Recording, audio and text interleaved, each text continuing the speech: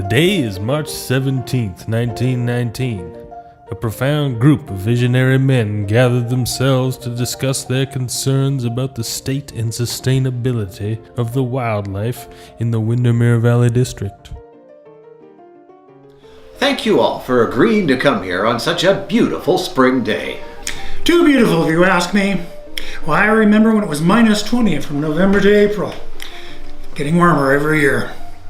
Arthur Chisholm, government agent, police magistrate, justice of the peace, and prolific writer of Western novels. He was an avid bird hunter and a president of the Rod and Gun Club from the year 1924 to 1945. It's just a warm spring, Arthur. It's not any kind of a trend.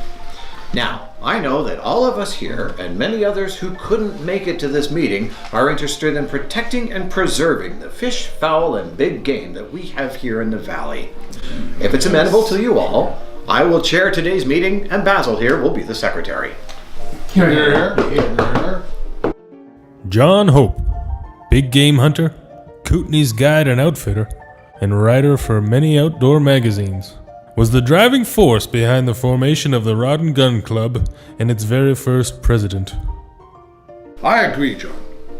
The situation is getting critical. The game department is saying that the numbers have plummeted to 300,000 deer, 100,000 moose, 10,000 elk. In the East Kootenays, the herds plummeted to 20,000 deer, 5,000 moose, and no elk at all. There are plenty of goat, sheep, and bears, and the cougars and the wolves, I do believe, are under control. William Cleland came to the valley with Basil Hamilton, worked for Robert Randolph Bruce's Columbia Valley Irrigated Fruitlands Company, and became Bruce's personal secretary. An ambitious businessman, he had interests in the Ford dealership, the Invermere Garage, Hotel Invermere, Windermere Orchards, Invermere Power Company, as well as others. Cleland was a member of many organizations, including the Masonic Lodge and the Rod and Gun Club.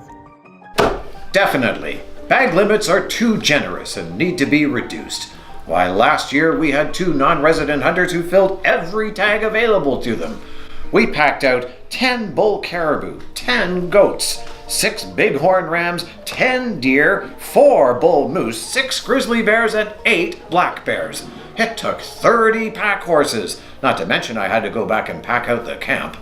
I agree. We need to propose to the government to reduce bag limits. And why are we harvesting female big game animals? How are we going to sustain the big game population if we're harvesting the females? We need to talk to the government about halting the harvesting of all female big game animals. Basil Hamilton was the secretary for the Columbia Valley Irrigated Fruitlands Company and a tireless researcher and recorder of valley life. He built Kootenai Lodge, now Historical Site No. 2. Hamilton was a member of the Farmers Institute, Board of Trade, Fall Fair, and the Rod and Gun Club. And we'll need people to enforce those regulations. Don't forget that. All right, we've got that settled. Now what about the birds? We've got to protect our waterfowl too. Bag limits can be reduced, but we need to preserve the habitat. Someone is proposing to drain our wetlands to raise sugar beets. We must oppose that. First thing you know, ducks and geese will have gone the way of buffalo and passenger pigeon. Walter Nixon was a big game hunter and a trapper who lived up the Kootenai Crossing with a trap line up the Simpson River.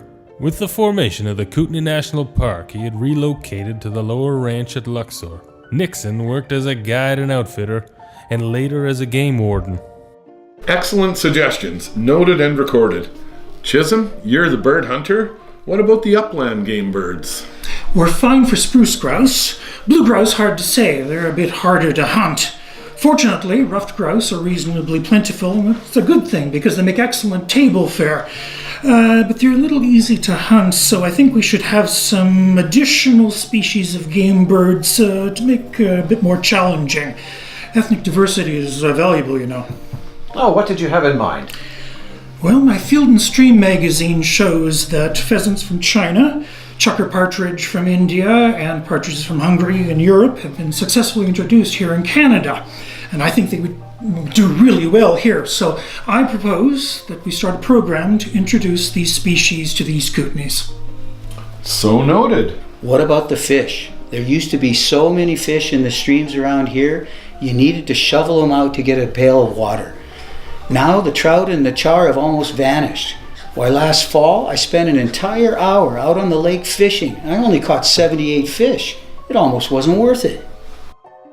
Alexander Ritchie owned the Invermere livery and did heavy hauling with his teams and wagons. In 1912, Ritchie built the house which you'll now know as Strand's Old House Restaurant. A fish hatchery could help. When you get a fish hatchery, you get researchers. We could end up with mixed species hybrid fish, or even fish that are grown to be sterile. Don't be silly, man. Genetic modification? That's just not possible. Well, at least we don't have to worry about the salmon. I was down at the salmon flats last fall and I saw millions of them. There's billions of them in the ocean. With a population base like that, they'll never be depleted. Well, the Columbia River goes through some fine coulees down in the States. I can see someone trying to dam it for power. No one would dam the Columbia River down south any more than they'd dam the Peace River in the north. It would be too expensive. Why? It would cost $1 million. You know, when we had beavers in the valley, when they built their dams, it stabilized the water levels in our local area. I propose that we live trap some beavers and reintroduce them into our waterways. Well, that's a great idea, William. Let's look into that some more. Any more beers, sirs? No, I think we're about done here today. I'll take the bill. Well, let's see here. 20 pints of beer at 2 cents per pint. Change that to root beer, John. Still prohibition, and I'm still the police magistrate. Cheers to that. Then what's this down here? Gratuity 1 cent? You realize we don't pay gratuities here in the East Kootenays, right? It's become commonplace everywhere else. You should get used to it, sir. Besides, it's only a penny. And what's this down here at the bottom? GSV 1 cent? What is That's that? a new tax on goods and services. Taxes are how we pay for all sorts of good things to happen. And what does this GSV stand for? Get the server to Victoria. What's your name, young man, and what are you going to be doing in Victoria? William, W.A.C. Bennett. My friends call me Wacky. I'm going to be a politician, maybe even be premier someday. Well, good luck to you. I trust we gave you some good ideas today. Yes, sir. My government's going to bring this province into the modern era. Roads, rail, electric power, universal health care. My government's going to make it all happen. And I'm sure a modern developed province will be good for wildlife too. Well, I think that does it for our first meeting. Basil, what did we discuss? Well, John, you're elected president, and I'm the secretary-treasurer, at least for now. We have 18 names as directors, and we shall be the Lake Windermere District Rod and Gun Club.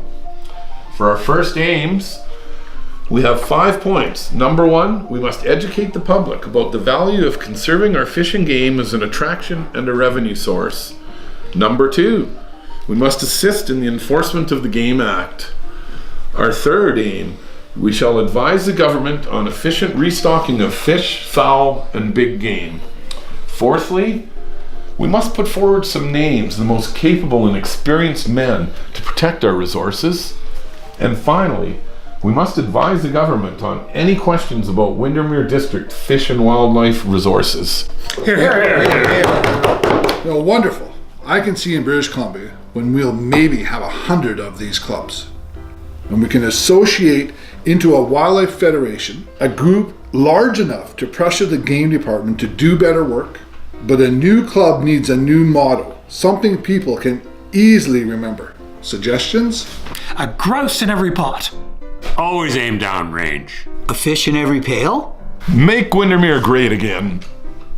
Now, let's get this right. Our meeting today has been all about protection and preservation. I believe our motto should be, we shall not destroy what we have not the power to replace. Here. Until next time, gentlemen, meeting adjourned. Dinner at my place. Venison and trout for all. A wild game dinner. Now that's an idea.